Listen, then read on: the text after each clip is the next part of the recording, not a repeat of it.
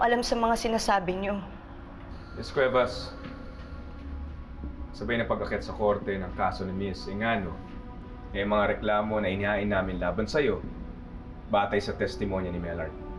Kaya nasa sa'yo kung gusto mong papadali ang paglilitis mo at ibunyag ang totoong taong nag-utos sa'yo.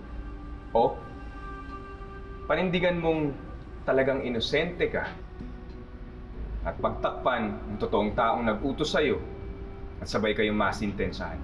Kagaya ng ginawa namin para kay Mellard, maaari kang kumausap ng abogado para mag-assist sa'yo bago ka magsalita. Para makasiguro na hindi ka tinakot o sinaktan, para makakuha ng sagot mula sa'yo. At ang dali lang din naman ang tanong. Totoo ba yung mga paratang ni Atty. Alon at Paco Plaridel na si Patricia Engano ang totoong pumatay kay Atty. Meredith Simmons? Vivian, bilang PAW lawyer na nakatokang pumunta dito linggo-linggo, alam ko ang takot na nararamdaman mo kasi nakikita ko rin yan sa ibang kliyente ko. Pero wala kang dapat ikabahala kasi protektado ka ng batas kahit na akusado ka. Parang awa niyo na po. Huwag niyo po akong ikulong. May anak po ako. Pakawalan niyo po ako, ma'am. Hindi mo kailangan sagutin ng alinman sa mga tanong nila. May karapatan kang manahimik bilang akusado. At bukod tanging ikaw lang ang nakakaalam kung ang katotohanan ba ay makakapagpababa sa kaso mo, mapapadismiss, o tuluyan mong ikakapahamak. Nandito lang ako para siguraduhin na hindi matatapakan ng karapatan mo. Do you think you deserve to be free just like that? You know what? Why do we even bother asking these questions when we know that the answer is just right in front of us? You and Patricia conspired together to kill my mother. And I guess it's about time that you will pay for everything that you've done, right under our noses. Ira, abogado tayo. Alam natin na hindi natin pwedeng pwersahin si Vivian na magbigay ng statement. Hanggat hindi yun nasusulat, napipirmahan o napanunumpaan, hindi natin yun magagamit sa korte. Pero maghihintay kami ng kusang loob mong sagot, Vivian. Pag-isipan mo mabuti. Lalong-lalo na para sa anak mo.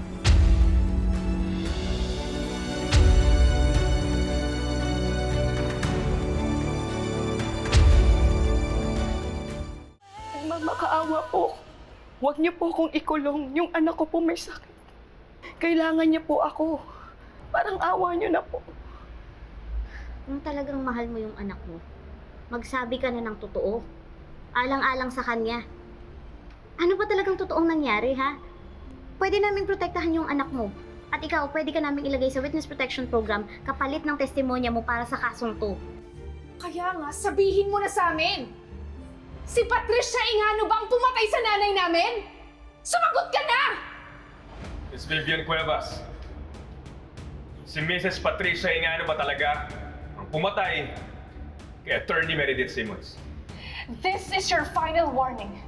Sumagot ka na! Attorney Simmons, don't threaten my client. Dahil baka masawalang bahala anuman ang sabihin niya at hindi mo rin mapapakinabangan.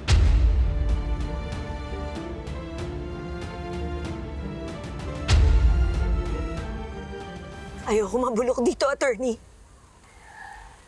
Pwede namang hindi ka na ikanta. Pero yung isasakripisyo niya yung sarili na para sa'yo,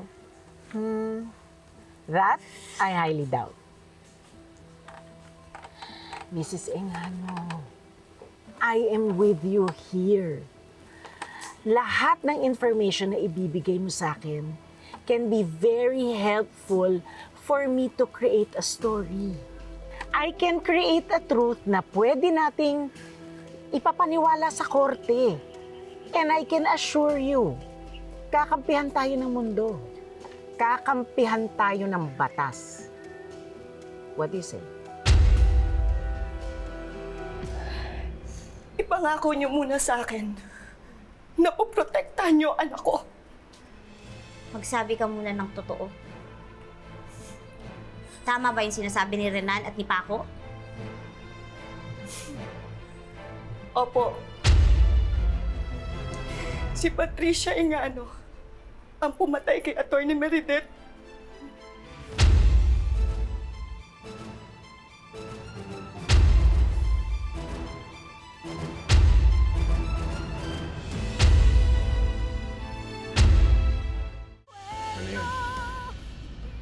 Dahil sa statement ni Vivian, madidi na talaga si Tita Patricia mo.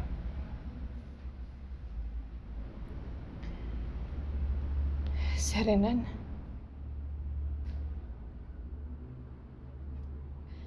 Renan knew all this time. Grabe. Alam ko naman na, pero confirm na talaga no? That Renan knew about my mother. About our mother. And that he's part of this cruel conspiracy.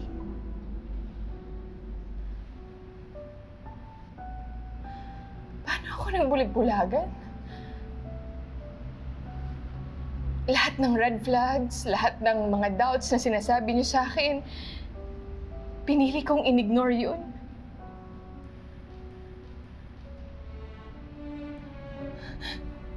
And now,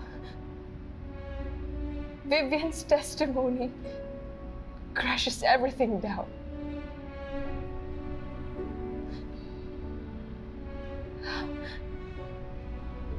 How could he look me in the eye? How could he kiss me? Make a baby with me? When he knew all along kung sino yung pumatay sa nanay natin.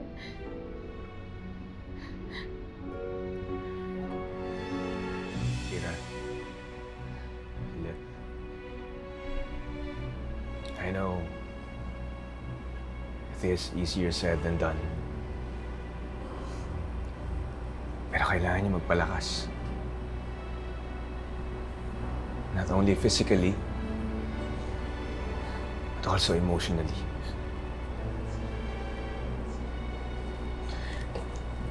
Digging into details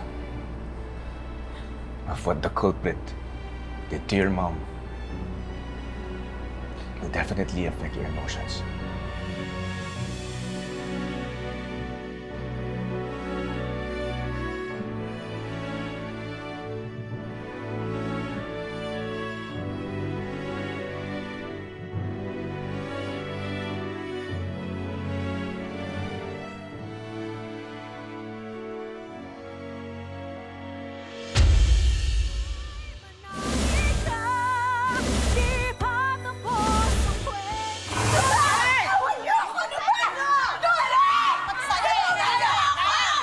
Sana, makalabas na ako dito. Ay, inosente ako at hindi ko kayang gawin yung sinasabi nila. Sana nga mapatunayan mong inosente ka para hindi naman sayang lahat ang invest kong pagmamahal. For she doesn't deserve a mother who's a murderer. She deserves better than this. Pero may last day pa tayo ng presentation ng prosecution. Dapat mahanap natin yung physical evidence na sinasabi ni Paco. Hindi ako papayag na mapunta lang sa wala lahat ng mga pinaghirapan natin. At mas lalong hindi ako papayag na hindi man lang natin mabigyan ng hustisya yung pagkamatay ng mommy natin.